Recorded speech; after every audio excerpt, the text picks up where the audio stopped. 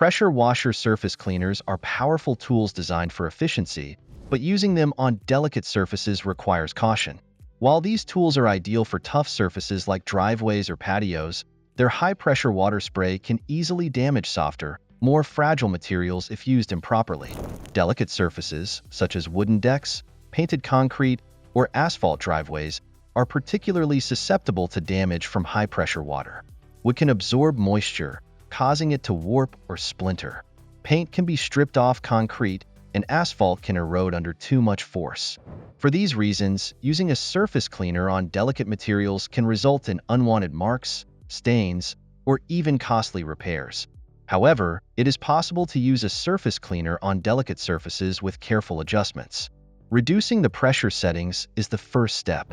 Pressure washers typically come with adjustable PSI, pounds per square inch, and for delicate materials, a lower PSI is essential, around 1,500 PSI for wood or painted surfaces, and up to 2,000 PSI for asphalt.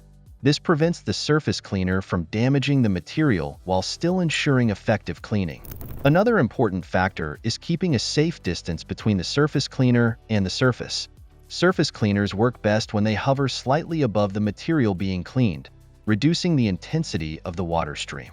Testing an inconspicuous area first also helps to identify whether the surface will withstand the cleaning process without damage. Some manufacturers offer surface cleaners designed specifically for more sensitive materials, featuring gentler nozzles or pressure regulation.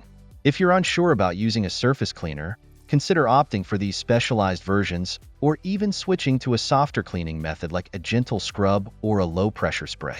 Using a surface cleaner on delicate surfaces is possible with the right precautions, but always proceed with care to avoid unwanted damage.